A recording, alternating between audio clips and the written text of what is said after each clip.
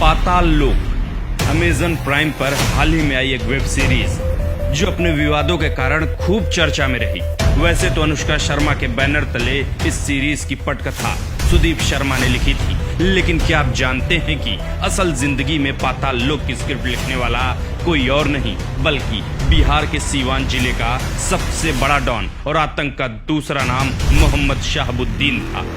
हाँ, वही शहाबुद्दीन जिसके खौफ से 90 के दशक में बिहार ही नहीं इस देश का आधा सिस्टम भी थर थर कांपता था। आइए अब हम आपको बताते हैं कि इस पाताल लोक की कहानी से शहाबुद्दीन का क्या कनेक्शन था। दरअसल संसद हमले में शिकस्त खाने के बाद पाकिस्तान की खुफिया एजेंसी ISI भारत से बदला लेने के लिए तरह तरह के हथकंडे अपना रही थी। उसी दौरान पाकिस्तान ने भारत में एक नया सियासी भूकंप लाने के लिए एक खतरनाक षड्यंत्र रचा।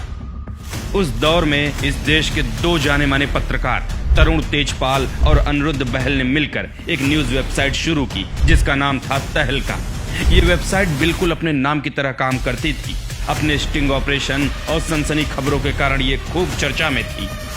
पाकिस्तान के ISI ने प्लान बनाया कि अगर भारत के इन दोनों पत्रकारों को मार दिया जाए तो देश में भूचाल आ जाएगा और अभिव्यक्ति की आजादी और लोकतंत्र के चौथे स्तंभ कहे जाने वाली मीडिया की नाराजगी से तत्कालीन केंद्र सरकार लड़खड़ा जाएगी, जिसके बाद पाकिस्तान में बैठे ISI के आका अपने नापाक मंसूबों को कामयाब बना सकेंगे। पाकिस्तान को जरूरत थी किसी ऐसे इंसान की जो भारत में रहकर उसके मंसूबों को सच कर सके। जिसके बाद पाकिस्तान की खोज खत्म हुई बिहार के सीवान में आकर, जहां उन्हें मिला RJD का नेता और लालू यादव का बेहद खास कारिंदा मोहम्मद शहाबुद्दीन। मोहम्मद शहाबुद्दीन ने नेपाल में जाकर ISI के एजेंट जिसका कोड नेम जैन था उससे इस काम का टेंडर लिया।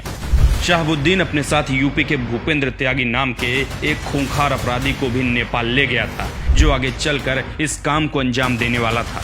जैन ने इस काम को अंजाम देने के लिए 10 लाख रुपए, 10 AK-47, 40 मैगजीन, 1550 राउंड गोलियां और 11 पिस्टल दी। इसके बाद शहाबुद्दीन ने आगे का प्लान कुछ इस प्रकार बनाया कि त्यागी दिल्ली जाएगा और वहां अपने गुर्गों की एक टीम तैयार करेगा जो तरुण तेजपाल की हत्या को अंजाम देंगे।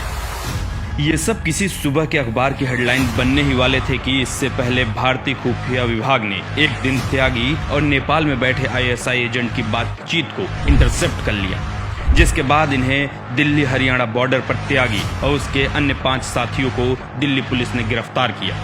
पुलिस को उनके पास से 2 AK-47 एवं पत्रकार की फोटो और उनके घर का नक्शा बरामद हुआ। पुलिस ये सब देखने के बाद समझ चुकी थी कि क्या होने वाला था, लेकिन इसके आगे जो पुलिस को पता चला उसे सुनकर दिल्ली पुलिस के भी होश उड़ गए। दरअसल त्यागी ने बताया कि RJD नेता शहाबुद्दीन ने उसे पत्रकार तरुण तेजपाल को मारने के लिए भेजा था। उनका कहना था कि पत्रकार के मारे जाने के बाद NDA सरकार में अस्थिरता आ जाएगी और गठबंधन टूट जाएगा, जिसके बाद फिर से चुनाव होगा।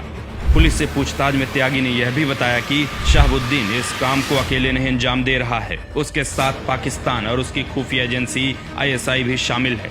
इतना ही नहीं, खुद शहाबुद्दीन के पास कम से कम 30 से 35 AK-47 होंगी।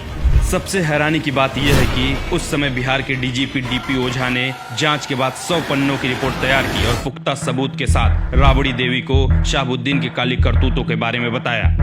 DGP ओझा ने कहा कि वो पाकिस्तान और दाऊद के साथ टच में है, अगर हमने उसे गिरफ्तार नहीं किया तो पाकिस्तान भाग जाएगा। लेकिन उसके अगले ही दिन राबड़ी देवी ने DP ओझा को DGP के पद से हटा दिया, जिसके 6 महीने बाद प्रेशर के कारण उन्होंने इस्तीफा भी दे दिया था। सिस्टम की लाचारी कहिए या फिर सफेद पोश की ताकत से शहाबुद्दीन कई सालों तक खुला टहल रहा था, लेकिन साल 2013 का महीना शहाबुद्दीन के लिए घाटे का साबित हुआ। बिहार के एक पत्रकार राजदेव रंजन ने शहाबुद्दीन पर एक खबर लिखी जिससे तिलमिलाए शहाबुद्दीन ने उसकी दिन दहाड़े गोली मरवाकर हत्या करवा दी। अब बिहार में समय और सरकार दोनों बदल चुकी थी, जिस कारण से शहाबुद्दीन को गिरफ्तार कर लिया गया और उसी केस में शहाबुद्दीन अब तक तिहाड़ जेल की कालकोठरी में कैद है। अब आप समझ सकते हैं कि लालू और राबड़ी ने बिहार के आंगन में किस देशद्रोही को पाला है।